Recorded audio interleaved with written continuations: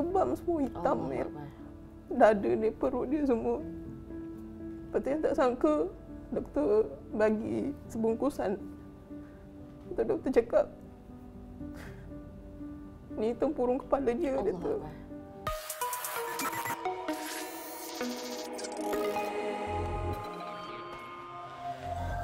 Hey and welcome to another episode of GMW Multi Trending bersama dengan saya Hani Fazil, dan hari ini saya bersama dengan Puan Fauzia.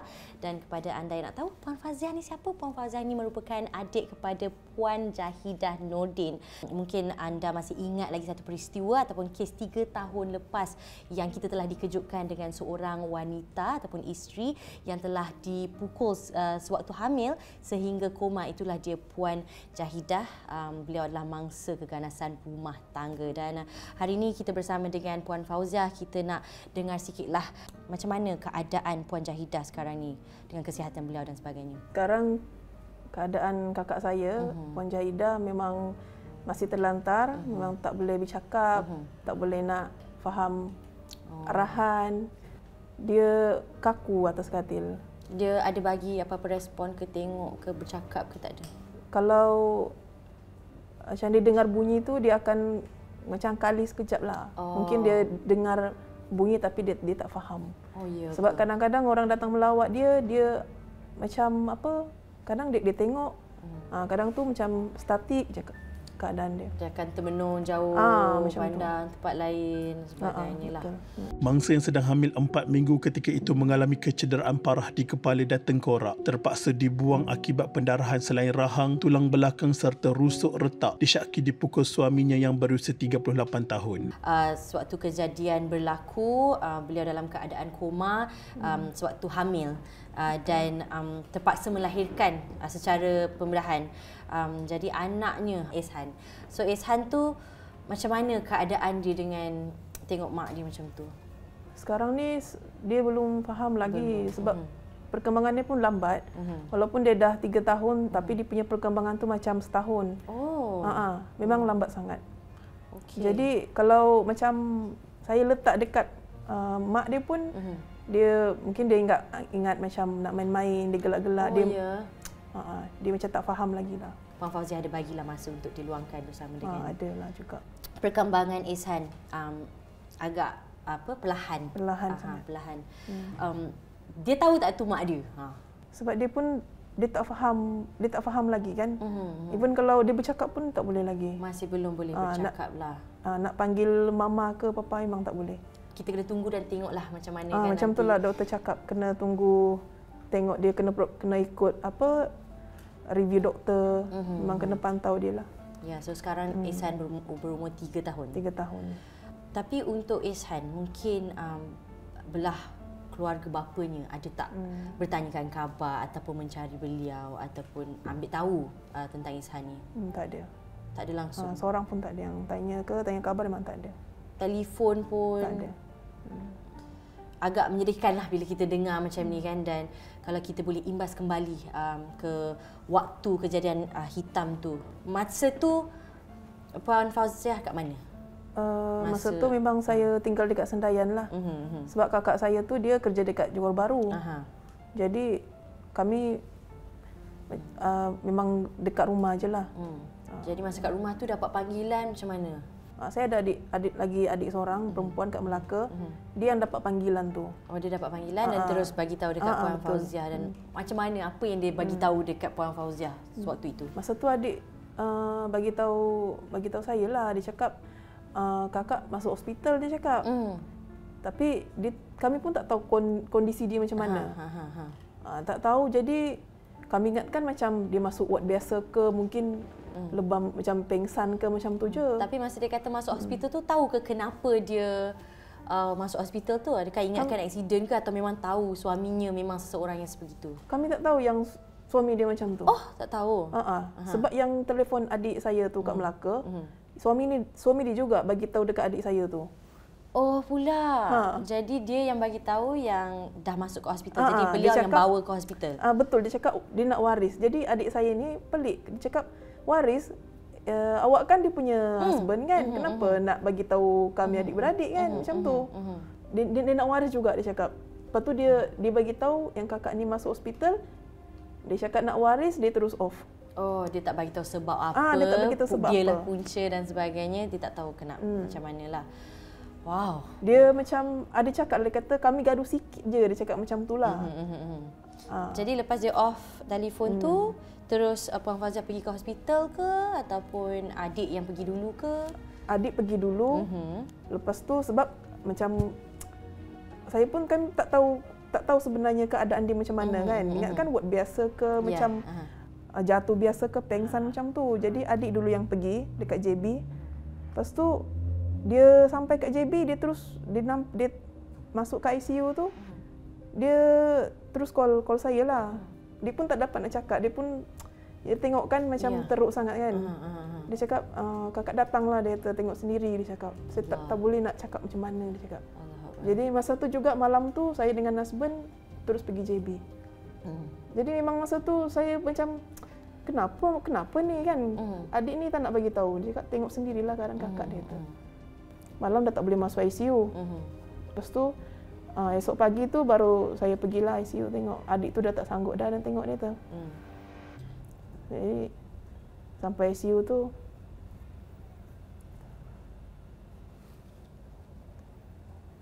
dia dah terbaring macam koma, dah koma lah waktu tu. teruk sangatlah. Kalau ingat balik dengan wayar apa, kepala balut, memang seluruh badan dia teruk. Memang langsung tak ada warna macam ni. Lebam semua hitam, merah. Dada dia, perut dia semua. Lepas tu yang tak sangka, doktor bagi sebungkusan. Doktor cakap, ni tempurung kepala dia, dia tu. Macam terkejut, tak sangka macam doktor tak bagi tahu sebab tu doktor datang sendiri, dia cakap. Lepas tu doktor bagi nurse yang bagi, dia kata tempurung kepala kakak, dia cakap. Terkejut, dia kenapa kena buka tempurung kepala dia kan. Dia kata dia punya pendarahan terlalu teruk. Seluruh otak dia memang dah pendarahan teruk, cakap. Dia orang kena operation dalam 8 jam untuk nak selamatkan kakak je, dia cakap.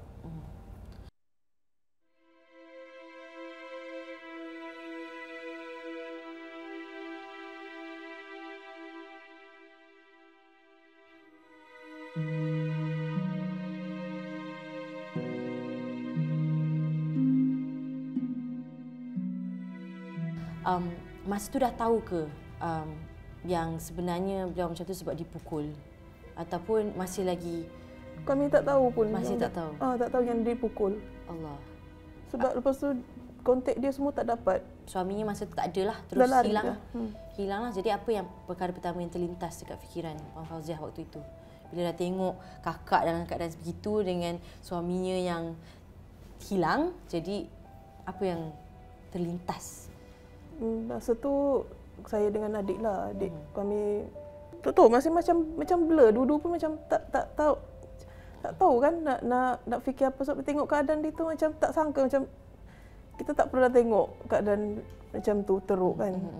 Doktor pun cakap kami kena buat laporan polis. Ya, betul.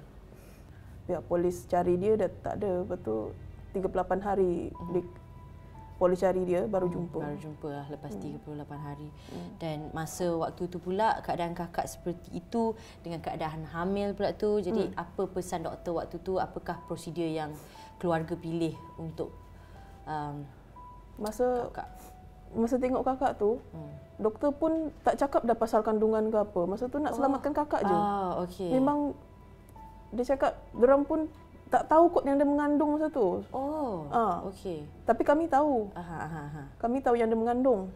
Sebab dia seminggu sebelum dia kena, dia bagi tahu kami dalam WhatsApp dia mengandung. 6 minggu. Jadi doktor cakap masa dia orang tengok kakak tu, cuma nak pastikan dia tu hidup je. Lepas tu dalam 2-3 hari tu baru kami tanya dengan doktor, kandungan dia macam mana kan? Dia cakap masih kuat. Tak gugur pun. Waktu Puan Jahidah tu keadaan koma dan kena melahirkan, dalam keadaan macam cesarean. Caesar. Boleh cerita sikit detail dia macam mana, sebab dalam keadaan koma kan, nak melahirkan, macam mana proses dia? Boleh ada Puan Fauziah ingat? Doktor pun tak bagi harapan yang tinggi juga. Kalau dia boleh bawa kandungan tu sampai 37 minggu. Doktor cuma tengok macam mana nasib lah. Jadi doktor memang plan 37 minggu terus nak Caesar. Jadi memang dah ada bagi date untuk bawa pergi hospital untuk Caesar. Tu yang alhamdulillah dia sampai 37 minggu terus bawa hospital, diorang terus Caesar dia. Dan terus dijaga di hospital ataupun Puan Fauziah bawa balik? Dia dijaga di hospital dulu sebulan. Tapi anak dia saya bawa balik lah. So anak dibawa balik dahulu baru Puan Jahidah baru Puan Jahidah. Koma dari waktu itu, apa yang doktor cakap tentang masa depan Puan Jahidah ni? Mungkin dia kata beliau ada peluang untuk bangun daripada koma ni ke, ataupun macam mana? Ada peluang bangun tapi tak sempurna macam kita lah. Macam dulu lagi macam sekarang lah. Doktor cakap memang dia akan kekal macam tu. Doktor cakap kalau 3 bulan dia tak bangun, maksudnya dia tak faham apa-apa, dia tak bangun dalam tempoh 3 bulan tu, memang dia akan macam itulah selamanya. Itu doktor pantau 3 bulan, 6 bulan, dah setahun. So sekarang dah 3 tahun, doktor pun memang begitu je lah keadaan, dah tak boleh buat apa.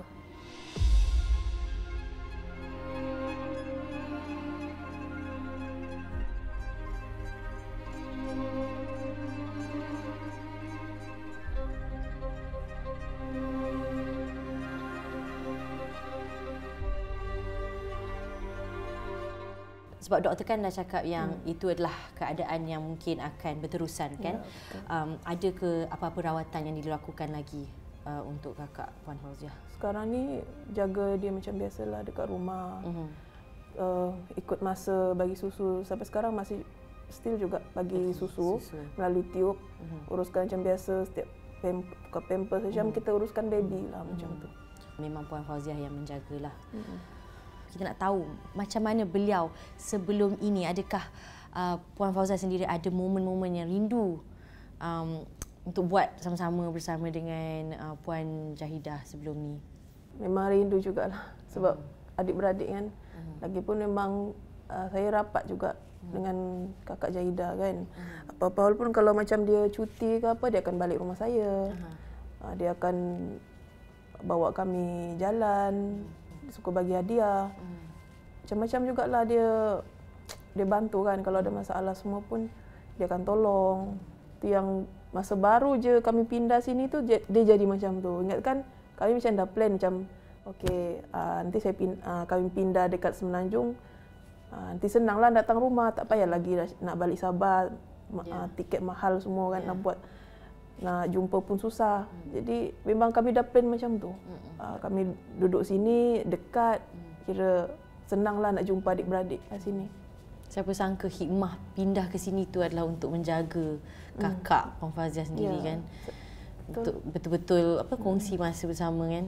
Dan yalah, benda-benda macam ni sebelum ni mungkin kita tengok dekat berita je. Macam mana perasaan bila kita tengok orang paling dekat yang kita menjadi mangsa keganasan rumah tangga macam ni? Dekat TV je kan kita tengok orang lain yang kena macam, tak sangka lah macam jadi macam ni. Tapi sekali macam ahli keluarga kita yang sendiri kena, memang mula-mula tu tak boleh terima. Tak sangka jadi dekat keluarga sendiri kan. Saya macam fikir memang ni jalan hidup kami lah, takdir kami macam ni. Cuma nak keadilan buat Kak Jahidah lah. Supaya bekas suami dia tu kena hukuman yang setimpal buat dia. Pada Mei 2021, lelaki itu didakwa dengan sengaja menyebabkan kecederaan parah ke atas Jahidah Nordin Elias Sylvester yang ketika kejadian berusia 43 tahun. Dia didakwa memukul kepala, muka, tangan serta menghentakkan kaki pada belakang tangan mangsa sehingga cedera parah. Jadi sebelum ni memang dia tak ada tunjukkan yang beliau ni seorang yang panas baran ke? Ada? Tak ada. Beliau macam mana sebelum ni yang Puan Fauziah kenal sebelum kejadian? Kami tak pernah kenal secara depan-depan. Sebab masa tu kakak dekat sini, masa tu pula masa COVID kan. Jadi memang tak ada jumpa pun. Cuma dalam video call je lah. Sebelum ni dia ada kawan dengan orang lain, dia akan cerita jugalah. Tapi dengan lelaki ni dia macam dia tak nak share lelaki ni. Tapi masa yang dia last balik dekat Sabah tu adalah saya tengok video call lelaki ni, nampak macam okey lah. Borak pun okey, sembang so macam normal, macam tak ada nampak dia tu panas baran ke kaki pukul, memang tak ada. Tetapi sidang pada hari itu dikejutkan apabila mahkamah diberitahu suspek sebenarnya mempunyai 3 orang isteri. Bagaimanapun Rosmaini Abdul Rauf mengaku tidak bersalah selepas pertuduhan dibacakan di hadapan Hakim VM Mabashela. Kita pun siapa sangka benda ni akan terjadi kan. Sebagai seorang adik yang menjaga beliau, walaupun doktor pun dah ada cakap macam keadaan beliau akan sebegini, mungkin tak ada progres dan sebagainya, tapi mungkin Puan Fauziah sendiri ada harapan. Apa harapan Puan Fauziah untuk kakak Puan Fauziah ni? Harapan saya dan keluarga lah. Walaupun dia dah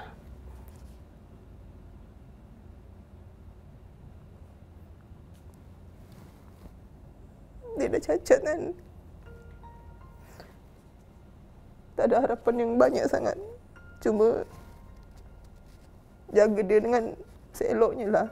Sementara dia masih macam tu kan, masih bernyawa walaupun tak normal macam kita. Dan bekas suami dia tu dihukum dengan seberat-beratnya atas tindakan yang dia buat. Sebab dia bukan melibatkan kami je kan. Masa depan anak dia lagi. Tu yang harapan kami keluarga. Kami nak bekas suami dia tu dihukum setimpal dengan apa yang dia buat dengan kakak Jahidah.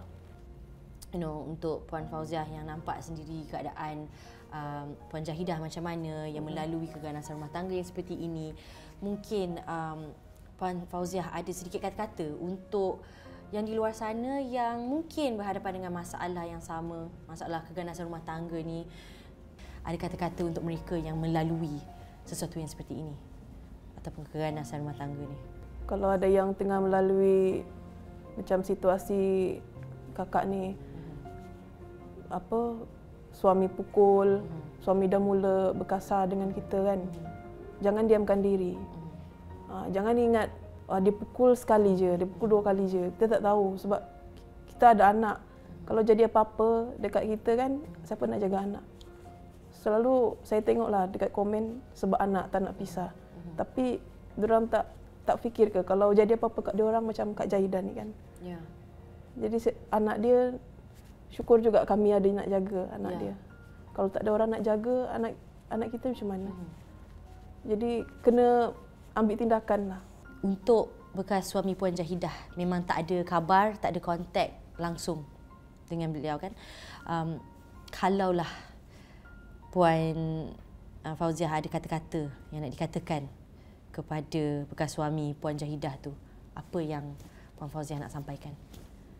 Kami macam saya lah, cuma nak tanya dia, apa salah kakak saya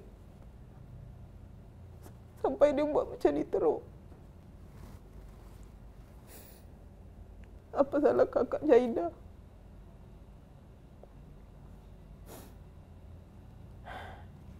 Sampai dia anaya kakak saya begitu kejam. Tak tahulah, geram dah macam tak terluan. Walaupun dah 3 tahun kan, perasaan tu tetap sama. Terus macam berlega dalam fikiran, kakak saya tu binatang ke? Bukan manusia ke? Sampai teruk dia buat macam ni. Dulu kami normal, dulu kami bahagia macam kehidupan orang lain. Apa yang buat dia sanggup buat macam ni? Sampai patah segala tulang kakak saya, otak pun rosak. Mana hati dan di perasaan dia sebagai seorang manusia, kalau dia berhati manusia, dia tak ada ke simpati pada kakak saya masa dia buat macam tu. Dan sekarang dia berusaha menafikan apa yang dia buat. Berusaha nak membela diri dia tak buat. Sampai hidup kakak saya dah macam ni. Dah tak ada kehidupan. Dah terlantar 3 tahun. Tak boleh nak cakap, badan dah kejang. Nak uruskan kakak saya tu bukannya mudah dengan anak kecil. Dia memang penat, tapi pula dalam fikiran tu sentiasa teringat apa dia buat. Ya. Kita pun harapkan kebenaran ditegakkan.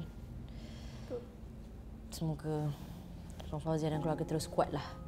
Kita pun tak boleh nak bayangkan menjaga seorang macam tu, dalam keadaan macam tu, macam mana dengan anak kecil beliau. Terima kasih banyak-banyak Puan Fauzia sebab berkongsi dengan kami, dapat memberi kami sikit sebanyak input lah tentang apa yang sebenarnya berlaku, tentang perasaan juga, emosi, macam mana perasaannya menjaga Puan Jahidah. Terima kasih banyak-banyak sudi bersama dengan kami. Kepada anda yang lain, kalau melalui sesuatu yang sama, keganasan rumah tangga, keganasan dalam satu hubungan sekalipun, lelaki ataupun perempuan, carilah pertolongan, carilah bantuan, jangan diam diri, jangan simpan-simpan, jangan rasa malu sebab trauma ini bukan saja akan efek diri anda sendiri tetapi orang-orang di sekeliling anda juga. Fikirkanlah orang di sekeliling anda juga. Jadi untuk anda yang nak saksikan video penuh episod kali ini, boleh tonton di gempak.com/gempakmostwanted. Terima kasih sekali lagi Puan Fauzia. Saya Hani Fazil, insya-Allah kita akan jumpa lagi.